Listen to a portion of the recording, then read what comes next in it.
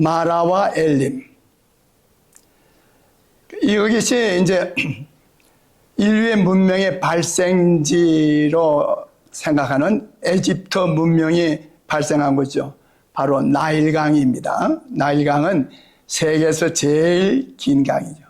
이 에집트에서 어느 민족이 살았죠?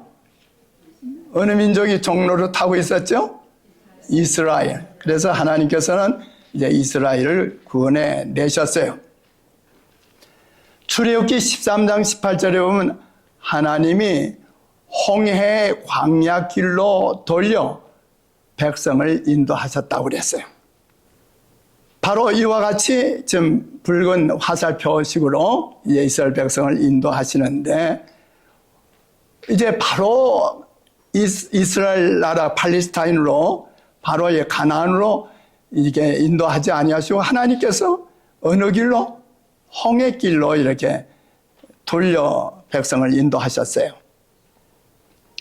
출애굽기 14장 1절 2절에 보면 여호와께서 모세에게 일러 가라사대 이스라엘 자손을 명하여 돌쳐서 바다와 믹돌 사이에 비하이롯 앞 곧 바알스본 맞은편 바닷가에 장막을 치게 하라. 그래서 이제 홍해 바닷가에 이제 이스라엘 백성들이 장막을 치는 거예요. 바로 이곳에 화살표 있는 이곳에 이제 장막을 칩니다. 그러니까 이제 9절에 보니까 애굽 사람들과 바로의 말들, 병거들과 그 마병과 그 군대가 그들의 뒤를 따라 바알스본 맞은편 비하이롯의 곁 해변 그 장막 친데 미치니라. 이스라엘 백성들이 이제 어떻게 됐어요? 앞에는 뭐가 있죠? 홍해 바다가 이제 이게 널려 있고, 이제 뒤에는 바로가 이제 군대를 이끌고 이제 다시 사로잡으러 오는 거예요.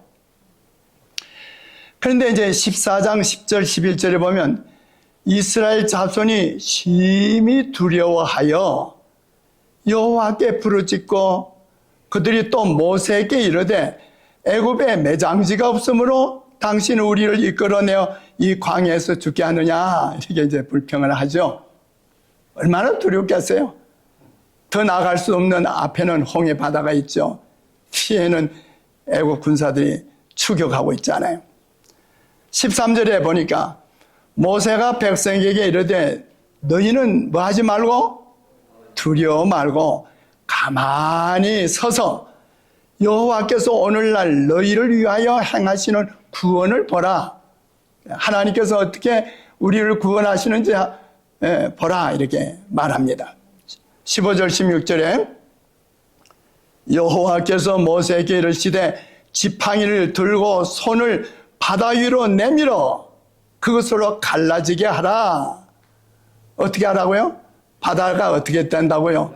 갈라지게 하라. 이스라엘 자손이 바다 가운데 육지로 행하더라. 21절에 모세가 바다 위로 손을 내어민데 여호와께서 큰 동풍으로 밤새도록 바닷물을 물려가게 하시니 물이 갈라져 바다가 마른 땅이 된지라. 이 구절을 보고서 어떤 성경학자는 말하기를 이스라엘 백성들이 건너간 곳은 홍해 바닷가였는데 그 동풍을 세게 부르면 바닷물이 밀려가잖아요. 그래 밀려가서 그 마른 땅이 돼서 그렇게 지나갔다, 이렇게 말하죠. 그렇지만 안 해요. 22절에 보니까 뭐라고 그랬어요? 이스라엘 자손이 바다 가운데 육지로 행하게. 당연히 이제 갈라진 그 바다는 마른 땅처럼 됐어요. 만약 그렇지 않으면 칠퍽해서 지나가기 힘들죠. 물은, 그 다음 뭐라고 그랬어요? 물은 그들의 좌우에 뭐가 되었다? 벽이 되었다. 그러니까 틀림없이 무슨 바닷물이 썰려가서 땅이 된 게 아니라 어떻게 된 거예요? 바다가 갈라진 거예요. 그리고 이 좌우편에는 물벽이 높게 서 있는 거예요. 78편 13절 14절에 보면 여호와께서 바다를 갈라 물을 무더기 같이 서게 하시고 저희로 지나게 하셨으며 낮에는 구름으로 온 밤에는 화강으로 인도하셨다고 말씀하셨어요. 출애굽기 13장 21절 22절에도 여호와께서 그들 앞에 행하사 낮에는 구름 기둥으로 그들의 길을 인도하시고 밤에는 불기둥으로 그들에게 비치사 주야로 진행하게 하시니 낮에는 구름 기둥, 밤에는 불기둥이 백성 앞에서 뭐하지 아니했더라? 떠나지 아니하니라. 자, 이런 구름 기둥이 이제 아마 인도한 것 같아요. 시편 105편 38절 39절에 보면 그들이 떠날 때 애굽이 기뻐하였으니 저희가 그들을 두려워함이로다.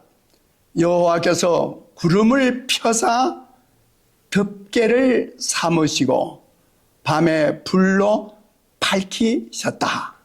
자, 여기 있는 말씀 보니까 구름 기둥이 어떻게 됐어요?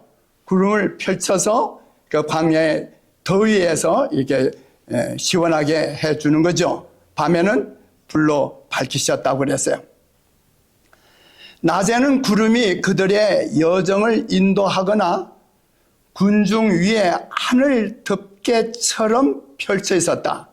그것은 불타는 폭염으로부터 그들을 보호해 주었고 냉기와 습기는 그들을 시원하게 해 주었다고 했어요. 밤에는 그것이 불기둥이 되어 그들의 길을 비추어 주었다. 그들은 그것을 앞으로 나아가라는 하나님의 지시로 여기고 따라갔다고 했어요. 출애굽기 14장 이제 6절로 7절 이제 표준 세번역에 보면 바로는 병거를 갖추고 그의 군대를 이끌고 나섰다. 그는 특수 병거 600대로 편성된 정예 부대와 장교들이 지휘하는 이집트의 병거 부대를 모두 이끌고 나섰다. 뭐 하려고 나선 거예요? 이스라엘 백성들이 이제 출애굽한 이스라엘 백성들을 뭐 하려고? 다시 잡아서 사로잡아서 이제 애굽으로 데리고 가려고 그러는 거죠. 출애굽기 14장 6절 7절에 보면 바로가 곧 그 병거를 갖추고 특별 병거 600성과 애굽의 모든 병거를 바라니 장관들이 다 거느렸더라. 그렇게 되었어요. 이 애굽에는 여러 왕조들이 있어요. 제18왕조 시대에 이제 이 병거를 이제 사용하게 되었어요. 그래서 애굽 군대의 주요 장비가 되었고 이때부터 왕들은 항상 병거를 타고 전장에 나왔어요. 제18왕조 때 사용했던 그 병거 2대가 현존에 남아 있습니다. 2대가. 그래서 그 구조나 그런 걸 모든 걸 확실히 알 수가 있어요. 여기 성경에 기록된 장관들이란 히브리어에서 뛰어난 전사라는 뜻이야. 뛰어난 전사로서 아마도 이 병거에 함께 타고 열왕기하 9장 25절에 보면 이게 왕과 같이 타는 것이 나와요. 그래서 전쟁에 나간 병사로서 왕의 친위대에 속해 있었다고 생각할 수가 있는 것입니다. 그런데 출애굽기 14장 19절 20절에 보면 이스라엘 진 앞에 행하던 하나님의 사자, the angel of God, 이 하나님의 사자가 옮겨 그 뒤로 행하며 구름 기둥도 앞에서 그 뒤로 옮겨 애굽 진과 이스라엘 진 사이에 이르러 서니 저편은 구름과 흑암이 있고 이 편은 밤이 광명으로 밤새도록 저편이 이 편에 가까이 오지 못했다. 가까이 하지 못했다. 그랬어요. 그러나 이제 애굽의 대군이 이제 그들을 이제 이미 이스라엘 백성들은 갈 데가 없잖아요. 앞에는 바다가 있고 이제 자기 애굽 군사들이 추격해 왔으니까 그들을 손쉬운 먹이로 삼을 기대를 가지고 그들에게 접근하자 구름 기둥이 당당하게 하늘로 치솟아 올라 이스라엘 백성들 위를 지나 그들과 애굽의 군대 사이에 내려앉았어요. 그게 아까 본 하나님의 사자가 그렇게 하니까 구름 기둥도 같이 이제 그렇게 간 거예요. 여기에 흑암의 장벽이 쫓기는 자들과 그들을 추격하는 자들 사이에 들어섰습니다. 애굽인들은 더 이상 히브리인들의 장막을 분별할 수 없게 되었어요. 그래서 그들은 이제 정지했고, 그러나 이 밤의 어두움이 깊어갈 때 구름 장벽은 히브리인들에게는 거대한 빛이 되어, 이 구름 기둥이 이제 불기둥으로 빛을 발하는 거예요. 거대한 빛이 되어 한낮의 밝은 빛으로 그 온 장막을 비추었어요. 그러니까 추격해 오던 애굽의 군사와 이제 이스라엘 백성들 이렇게 홍해 바다에 갇혀 있는 이제 앞에 있는 거기에 사이를 이제 가로막는 거예요. 막아서 애굽 군사 있는 쪽에는 흑암이 두려워지고 이스라엘 백성들이 있는 곳에는 광명이 있는 거예요. 출애굽기 10장 21절로 23절 보면 그 애굽에 재앙이 내렸잖아요. 그런데 그때 흑암에 재앙이 임했죠. 여호와께서 모세에게 이르시되 하늘을 향하여 내 손을 들어서 애굽 땅 위에 흑암이 있게 하라. 모세가 하늘을 향하여 손을 들 때 캄캄한 흑암이 3일 동안 애굽 온 땅에 있어서 그동안 사람이 서로 볼 수 없으며 이스라엘 자손에 거하는 곳에는 뭐가 있었더라? 광명이 있었더라. 그와 같이 마찬가지로 그런 일이 일어나는 거예요. 시편 78편 13절에 보면 여호와께서 바다를 갈라 물을 무더기같이 서게 하시고 저희로 지나게 하셨다고 그랬어요. 그때 모세는 하나님의 명령에 순종하여 지팡이를 내뻗었어요. 물은 갈라지고 양쪽으로 말려 올라가 벽이 되었으며 이스라엘 자손들이 건너갈 수 있도록 바다 밑바닥을 가로지르는 넓은 길이 생겨난 거예요. 자, 느헤미야 9장 12절에 보면 낮에는 구름 기둥으로 인도하시고 밤에는 불 기둥으로 그 행할 길을 비추셨다. 그렇게 말씀되어 있어요. 이 불기둥으로부터 나오는 빛은 거대한 밭고랑처럼 홍해의 물결 가운데로 난 길을 비추었어요. 그러니까 이제 바다로 갈라진 그 길에 이스라엘 백성들이 환한 대낮처럼 걸어가는 거예요. 애굽 군사들이 있는 쪽은 어떻게 됐다고요? 흑암이 두려워진 거예요. 그러면서 느헤미야 9장 11절에 보면 주께서 또 우리의 열조 앞에서 바다를 갈라지게 하시사 저희로 바다 가운데를 육지같이 통하게 하셨다. 그렇게 말씀한 거예요. 이제 다급하게 추격해 오느라 지친 애굽인들은 밤 동안 해변에 진을 쳤어요. 그들은 히브리인들을 불과 얼마 되지 않는 거리에서 보았고 또 도망칠 가능성이 전혀 없어 보였으므로 밤에 휴식을 취하고 아침이 되면 쉽게 사로잡기로 생각한 거예요. 그러나 그 밤은 심히 어두웠으며 장막은 깊은 잠에 빠졌습니다. 심지어 이 군사들, 파수꾼들조차 그들은 꾸벅꾸벅 졸았어요. 이제 새벽이 되어 마침내 울려 퍼지는 나팔 소리가 군대를 일깨웁니다. 구름이 계속 그치고 있습니다. 히브리인들이 움직이고 있습니다. 아직은 어두워서 도망치는 백성들을 분간할 수 없으나 추격할 준비를 하라는 명령이 내립니다. 드디어 진군 대열이 갖춰집니다. 그리고 그들은 어둑한 가운데서 무리들이 있는 방향으로 진군합니다. 그래서 애국 군사들이 어떻게 되는 거예요? 이스라엘 백성을 따라서 그 바닷길로 난 그 길로 이제 들어선 거예요. 좋지만 애국 군사 있는 쪽은 어떻다고요? 어두웠다고 그랬죠. 암흑이요. 흑암과 혼란 가운데 그들은 자신들이 바닥으로 들어가고 있으며 불쑥 튀어나온 물벽에 의해서 양쪽으로 에워싸여 있다는 것을 보지 못하는 거예요. 알지 못한 채 다급하게 추격합니다. 그들은 안개와 흑암이 그치고 히브리인들과 그들 자신의 행방이 드러나기를 고대하면서 들어간 거예요. 마침내 그 신비한 구름은 그들의 눈앞에 뭘로 변해요? 불기둥으로 변합니다. 우레가 울며 번개가 번쩍입니다. 물결이 그들 주위에서 굽이칩니다. 그리하여 공포가 그들의 마음을 사로잡습니다.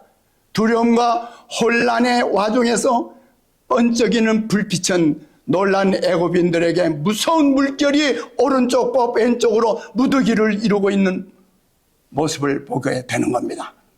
출애굽기 14장 24절에 보니까 새벽에 여호와께서 불구름 가운데서, 불구름이라고 그랬어요. 불구름 기둥 가운데서 애국 군대를 보시고 그 군대를 어지럽게 하셨다.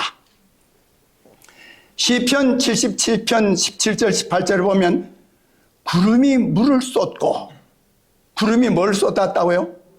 물을 쏟고 궁창이 소리를 바라며 주의 살도 날아갔다. 회오리 바람 중에 주의 우레의 소리가 있으며 번개가 세계를 비치며 땅이 흔들리고 움직였다. 제 뭐예요? 이제 애국 군사들이 어디에 들어온 거예요? 이제 바다 가운데로 들어온 거예요. 드디어 보니까 어떻게 해요? 그 구름 기둥에서 뭐가 쏟아졌다고 그랬어요? 비가 쏟아진 거예요. 그러니까 이스라엘 백성들이 바다 가운데로 난 길을 갈 때는 어떻게 했어요? 그 바다 땅을 마르게 해서 마른 땅처럼 건너갔지만은 이스라엘 백성들이 건너가고 난 다음에 애국 군사들이 추격해 와서 바다 안에 들어왔을 때 어떻게 됐다고요? 구름에서 뭐가 내렸다고요? 폭우가 내려서 다시 칠퍽칠퍽하게 되는 거예요. 그래야 그 애굽의 군사의 병거 바퀴를 벗겨서 달리기에 극난하게 했다고 출애굽기 14장 25절에. 그러니까 이 병거 600성이 그 병거들이 다 들어왔을 거 아니에요. 들어왔는데 바퀴가 다 빠지는 거예요. 전차의 바퀴들은 부드러운 모래 속에 깊이 빠지며 말들은 뒤엉켜 제어하기 어렵게 되었습니다. 얼마나 혼란스럽겠어요. 그 광경을 예언의 신은 말씀들을 지금 여러분들에게 다 읽어드리는 겁니다. 그래서 느헤미야는 느헤미야 9장 11절에 보면 쫓아오는 자를 돌을 큰 물에 던짐같이 깊은 물에 던지쳤다. 그러니까 애국 군사들이 다 어떻게 된 거예요? 바닷속에 빠지게 되는 거예요. 애국 사람들에게는 흑암의 장벽이 되었던 구름이 히브리 사람들에게는 큰 빗줄기가 되어 온 진영을 비춰주고 그들의 앞길을 밝혀주었다. 그와 같이 하나님께서 섭리하시는 일들은 불신하는 자에게는 암흑과 절망을 가져다주는 반면에 신뢰하는 영혼들에게는 한낮의 광명과 평화로 가득 차 있다. 아멘. 하나님께서 인도하시는 길은 사막이나 바다를 통해 나 있는지 모르나 그 길은 안전한 길이다. 참 귀한 말씀이죠. 애굽 사람들은 혼란과 낙담에 사로잡혔습니다. 그들은 이 자연력의 노호 가운데서 분노하시는 하나님의 음성을 듣고 발걸음을 돌려 떠나온 해안으로 돌이켜 도망하고자 노력합니다. 출애굽기 14장 26절 27절 여호와께서 모세에게 이르시되 내 손을 바다 위로 내어 밀어 물이 애굽 사람들과 그 병거들과 마병들 위에 다시 흐르게 하라 하시니 모세가 곧 손을 바다 위로 내어 밀매 새벽에 미쳐 바다의 그 세력이 회복된지라. 애굽 사람들이 물을 거스려 도망하나 여호와께서 애굽 사람들을 바다 가운데 엎으셨다. 모세가 지팡이를 내밀자 쌓였던 물이 쏴 소리를 내며 급히 합쳐져서 애굽 군대를 그 어두운 깊은 물속으로 삼켜버렸다고 예언의 신에 있는 말씀입니다. 민수기 9장 15절 23절에 보면 이 구름기둥과 불기둥이 이스라엘의 광야 유랑 기간 동안 줄곧 그들과 함께 따라 했어요. 느헤미야 9장 19절에 저희를 광야에 버리지 아니하시고 낮에는 구름 기둥으로 길을 인도하시며 밤에는 불기둥으로 그 행할 길을 비추어 떠나게 아니하셨다 했습니다. 자, 다 같이 읽읍시다. 시작. 이스라엘이 방황하던 모든 기간 내내 그리스도께서는 구름 기둥과 불기둥 속에 계셔서 그들을 인도하셨다. 그래서 이 구름 기둥과 불기둥이 이스라엘 백성과 함께 갈 때 그 속에 그게 누가 계셨어요? 예수님, 바로 그리스도가 계신 거예요. 예수님께서 마태복음 28장 20절에 말씀했죠. 볼지어다 내가 세상 끝날까지 너희와 항상 함께 있으리라고 한 이 예수님의 약속은 생애의 기쁨과 소망의 밝은 낮뿐만 아니라 고통과 실망의 가장 어두운 밤에도 함께 하시겠다는 약속입니다. 오늘날 눈으로 볼 수 있는 구름 기둥과 불 기둥은 없을지라도 주님의 임재는 우리의 생애 가운데서 여전히 함께 하십니다.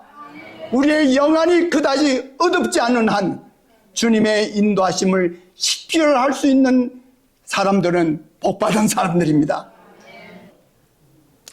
그래서 바다를 건너서 15장 22절에 보니까 모세가 홍해에서 이스라엘을 인도하며 그들이 나와서 수르 광야로 들어가서 거기서 며칠 길을 사흘 길을 행하였으나 물을 얻지 못하고 바다를 건너오긴 건너왔어요. 이스라엘 백성들은 구름 기둥에 인도하여 홍해를 출발하여 그들의 여행을 다시 계속했다. 그들 주위에 보이는 광경들은 수르 광야는 매우 황량해 보였다. 당시 그렇게 크지 않은 이제 양 있죠. 양의 양 새끼 양 같은 걸 가지고 이렇게 부대를 만들어요. 그래서 물을 담아 이동한 것이 고작이었는데 이스라엘 백성들이 이제 광야로 가야 하는 것을 알았으므로 물을 준비해가지고 나오긴 나왔죠. 그런데 3일 동안 그들의 고갈을 보충할 만한 더 이상의 물을 찾지 못한 채 계속되는 행군은 사람과 짐승 모두에게 고통스러운 거죠. 그 이스라엘 백성들만 나왔어요. 뭐를 끌고 나왔죠? 짐승들을 끌고 나왔잖아요. 이스라엘 백성들이 애굽에서는 뭘 했어요? 고센 땅에서 목축을 했어요. 그들은 여행 중에 3일 동안 물을 발견할 수 없었어요. 그들이 준비해온 물은 다 떨어졌습니다. 저들이 뙤약볕에 타는 듯한 광야를 지친 걸음으로 느릿느릿 걸어갈 때 그들의 타는 듯한 갈증을 풀어줄 수 있는 것은 찾을 수가 없는 거예요.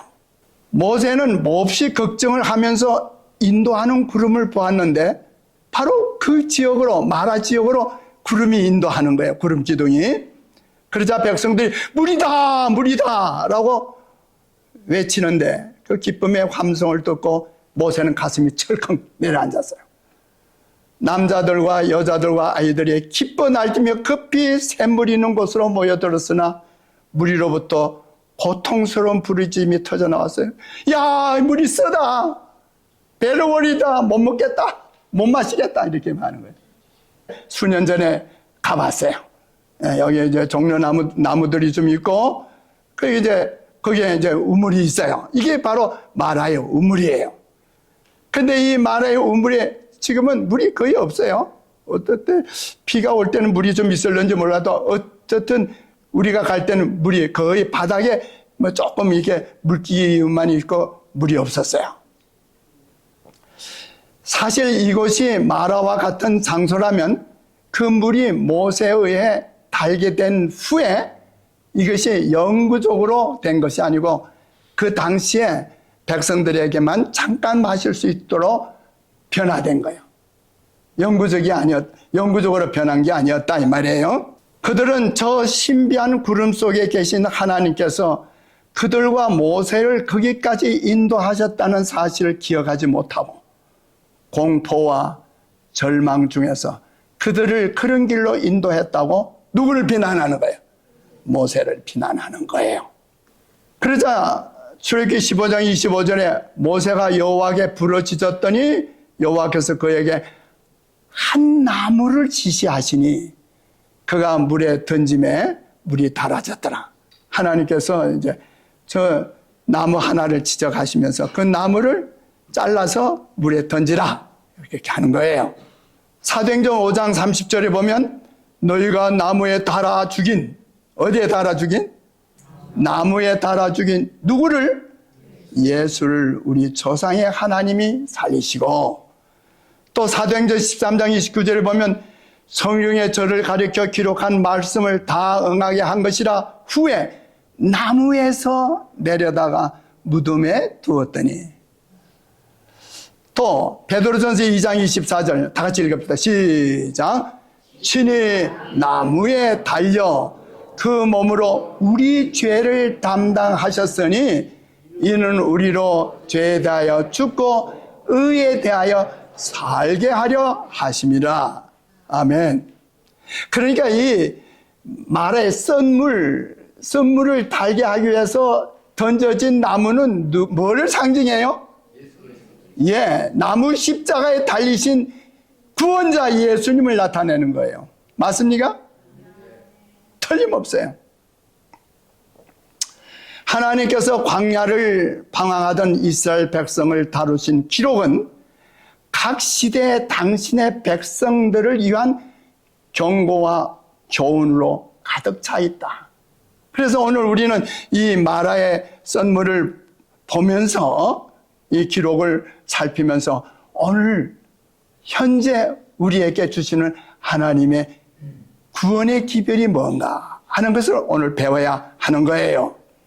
이스라엘 백성이 겪은 광야 생활의 역사는 언제? 세상 끝날에 사는 누구예요?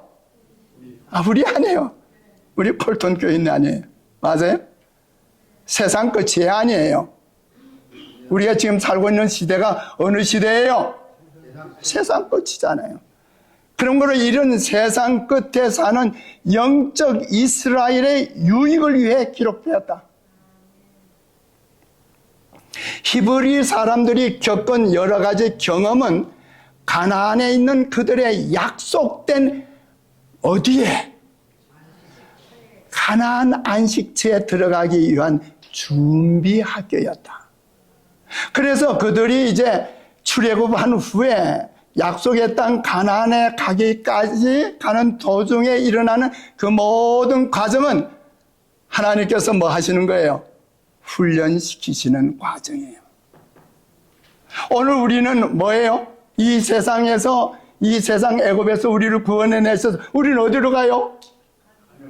하늘 가나안으로 가는 도중에 오늘 우리 인생길에서 겪는 모든 경험은 하나님께서 우리를 하늘 가나안으로 데려가시기 위해서, 하늘나라로 데려가시기 위해서 준비시키시는 훈련 과정이에요. 아멘. 하나님께서는 이 시대에 사는 그분의 백성이 겸손한 마음과 온순한 정신으로 고대 이스라엘이 겪은 시련들을 자세히 살펴서 하늘 가나안을 위해 준비하는 일에 교훈을 받게 되기를 바라신다. 난관과 난관에 봉착했을 때 그 난관이 뭐 우리 각자에게 다를 수도 있고 그 모든 난관의 사정이 다 다를 수가 있겠지만은 어떻든 간에 그러한 난관에 봉착했을 때 사람들은 하나님께서 그들을 뭐 하시기 위해서? 그들을 정결케 하시기 위해 선택하신 과정에 대하여 불평한다. 그러니까 우리가 어려운 일을 당하고 고난을 당하고 이런 고통과 어떤 난관을 당할 때 우리는 하나님께서 내게 이런 어려움을 주시는 것은, 이런 난관을 주신 것은, 이런 고통을 겪게 하시는 것은 어떤 섭리일까 하고 기도하면서 하나님의 섭리를 깨닫는 것보다는 뭐 하기 쉬워요? 이스라엘 백성들처럼 불평 먼저 하기 쉽죠. 출애굽기 15장 25절에 보면 거기서 여호와께서 그들을 위해 법도와 율례를 정하시고 그들을 시험하실세. 그러니까 이 마라의 썬물을 달게 하신 이적을 행하신 바로 후에 하나님께서는 법도와 율례를 백성들에게 가르치시는 거예요.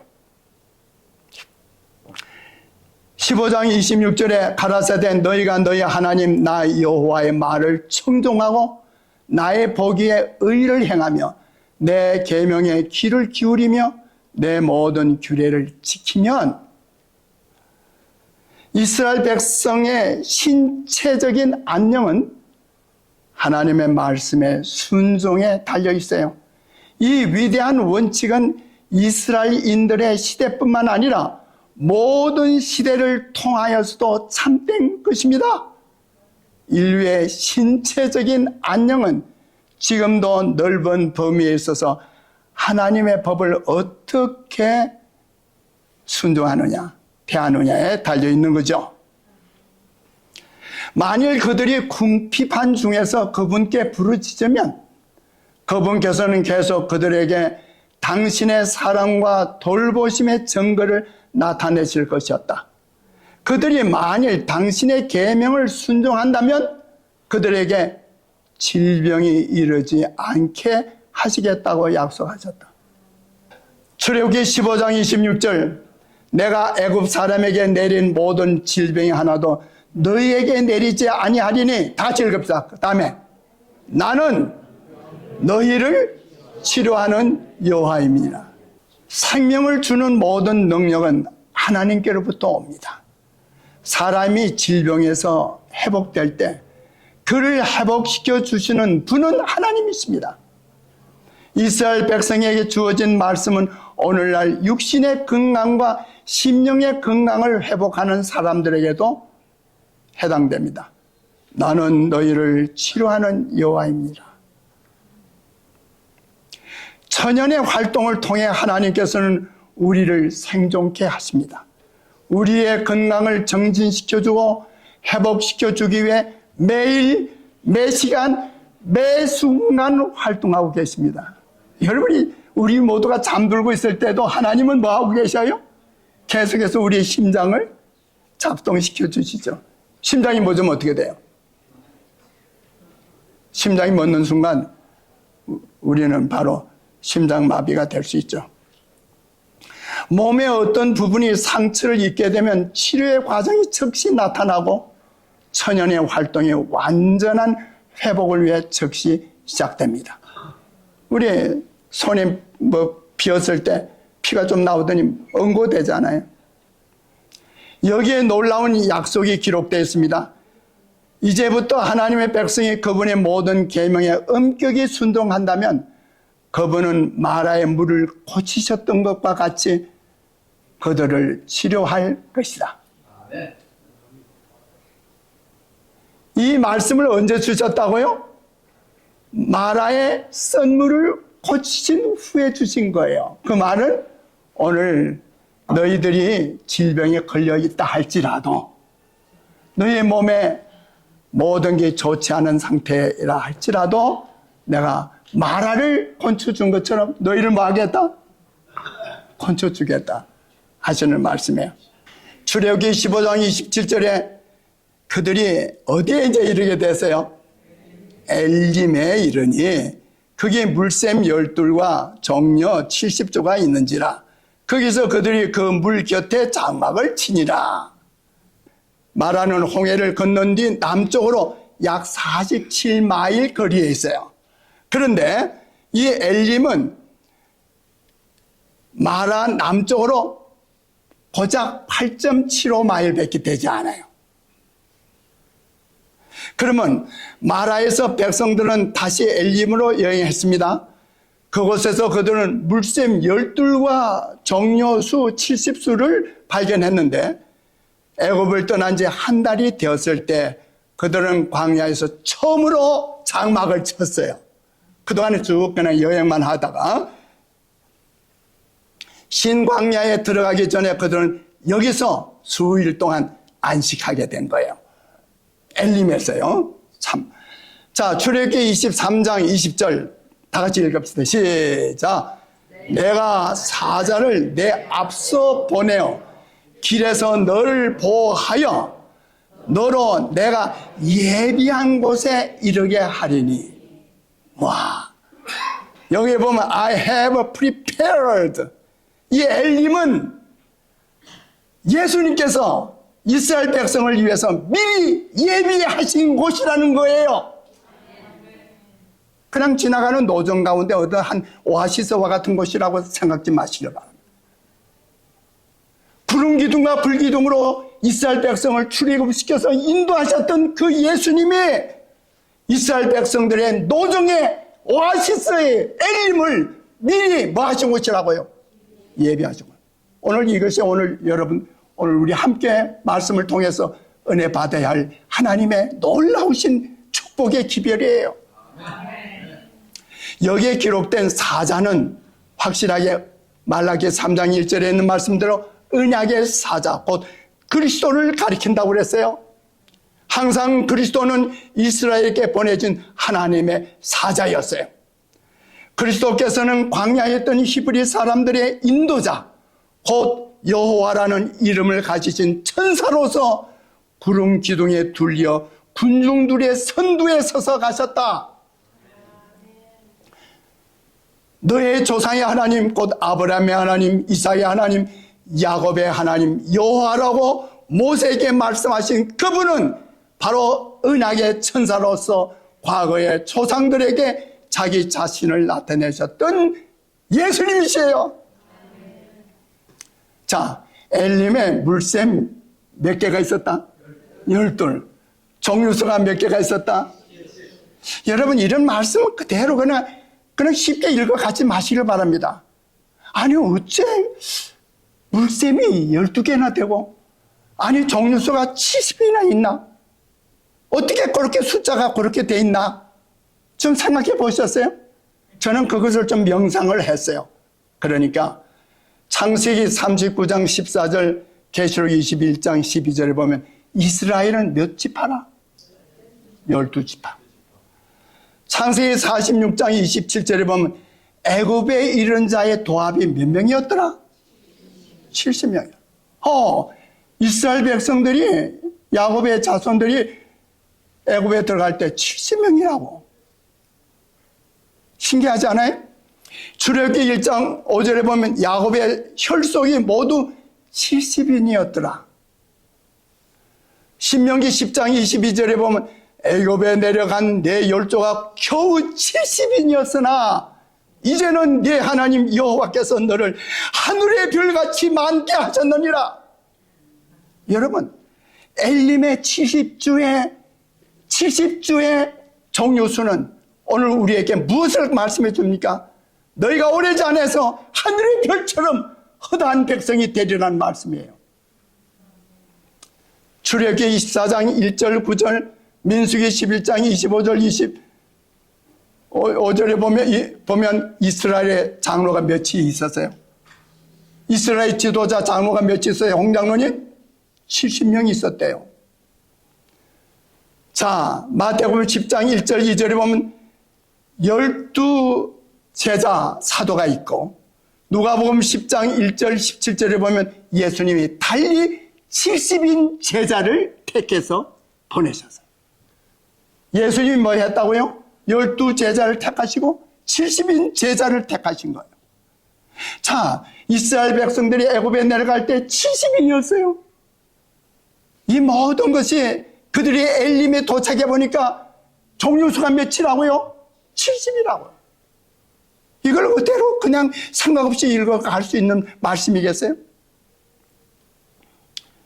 자, 이 엘림의 물샘 12과 정료 70주는 이스라엘 지파와 이스라엘 장로, 지도자와 관계되어, 따라서 엘림은 이스라엘 전체를 위해 주님께서 예비한 곳입니다.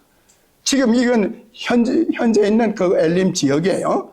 그런데 여기에 엘림은 사막 한 광야 한가운데서 당신의 백성을 위해 하나님이 베풀어 주신 평안과 안식의 공간으로서, 이는 결국 죄악 세상 속에서 살아가는 현대 이스라엘 백성들에게 하나님의 안식으로 인도하신다는 말씀이에요.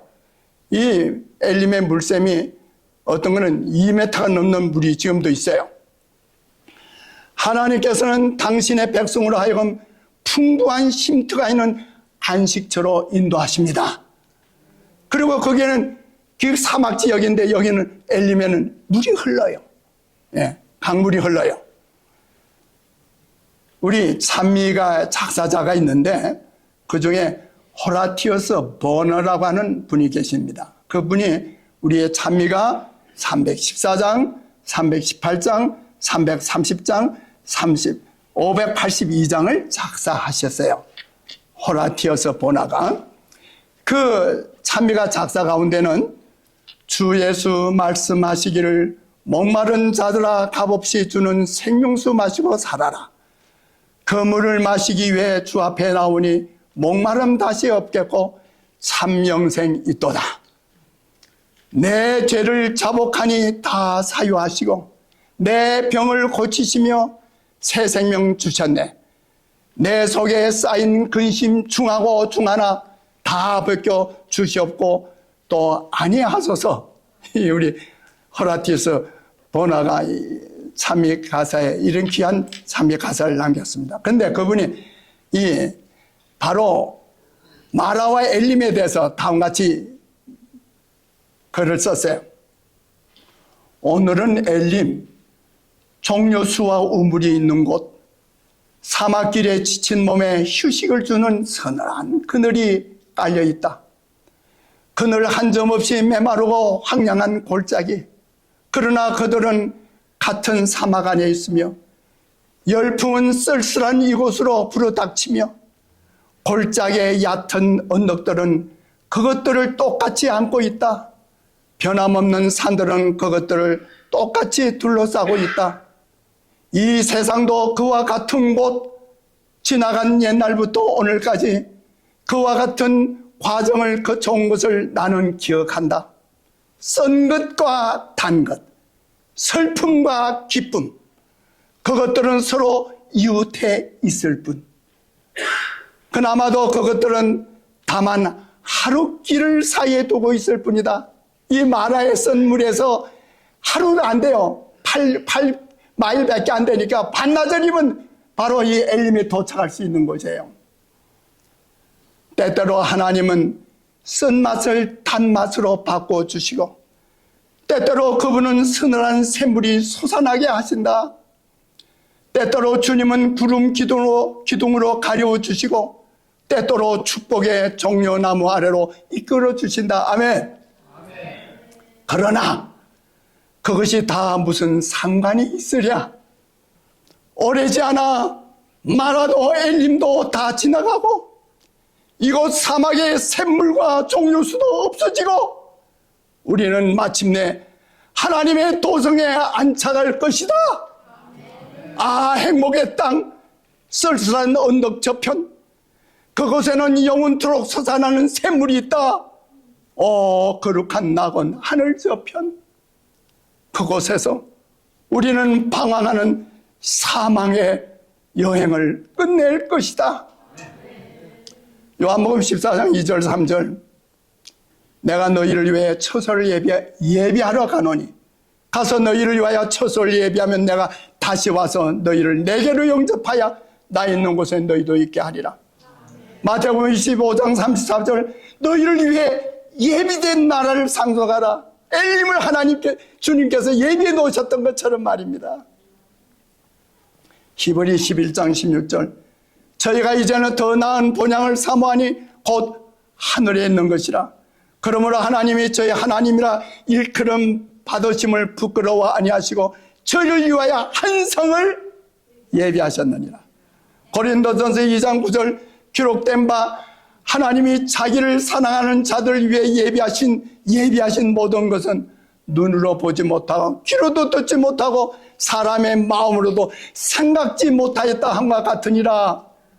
계시록 21장 2절, 또 내가 보매 거룩한 성 새 예루살렘이 하나님께로부터 하늘에서 내려오니 뭐한 것이? 그 예비한 것이 다 주님께서 예비하시는 거예요. 신부가 남편을 위해 단장한 것 같더라.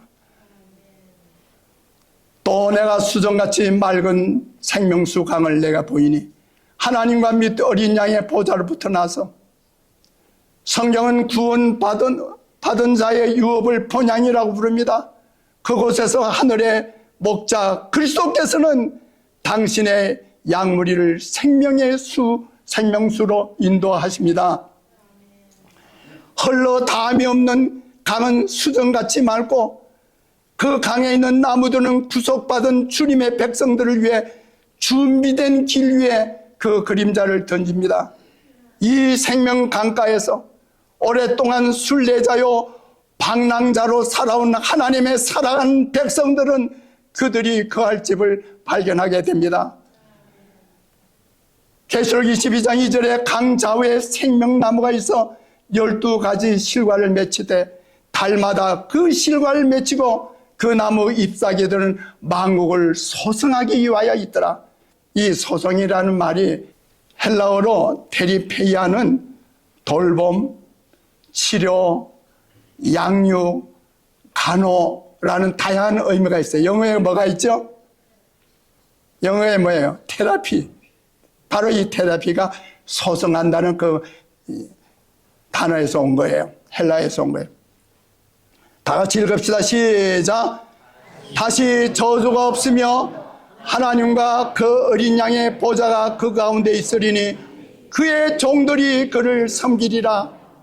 다 같이 읽읍시다. 시작. 모든 눈물을 그 눈에서 씻기심에 다시 사망이 없고 애통하는 것이나 곡하는 것이나 아픈 것이 다시 있지 아니하리니 처음 것들이 다 지나갔습니다.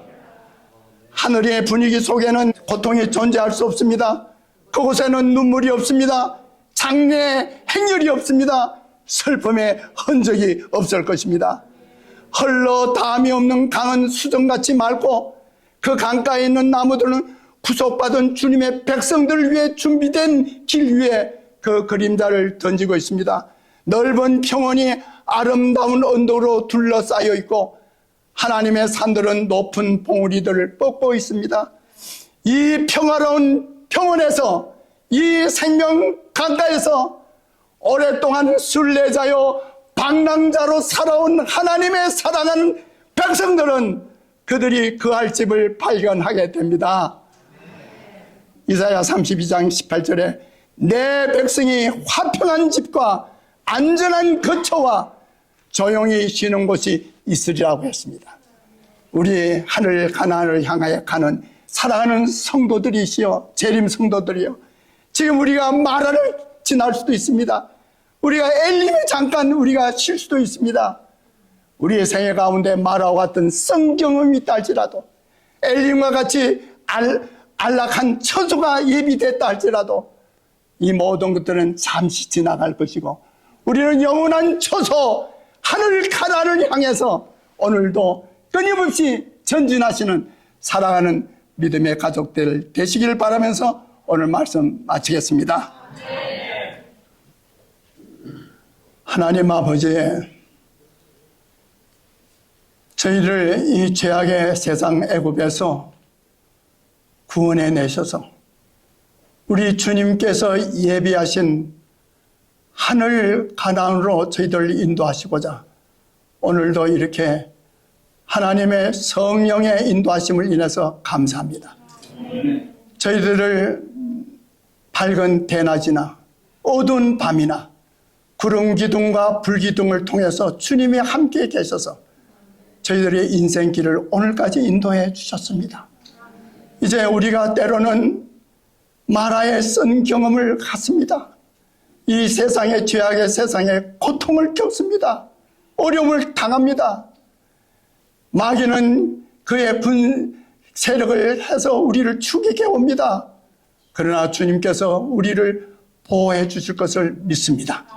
우리를 오래전에서 하늘 주님께서 예비하신 영원한 나라 하늘 안식처로 인도했을 것을 믿습니다. 우리가 때때로 주님께서 축복으로 인도하시는 가운데 편안한 안식처에 거한다 할지라도 이 세상의 것들은 잠시 잠깐에 지나가는 것임을 우리가 마음에 명심하고 우리 주님께서 내가 너희를 위하여 하늘에 가서 예비하러 가신 우리 주님을 생각하면서 곧 다시 오실 주님 간절히 고대하는 우리 복된 재림 성도들 다 되도록 축복해 주시옵소서. 이제는 하나님의 그 크신 사랑과 우리 주 예수님의 구원하신 은혜와 성령의 감동과 교통하심이 사랑하는 골톤교회 영원히 함께해 주시옵기를 예수님의 이름으로 감사 축원하옵나이다. 아멘. 아멘.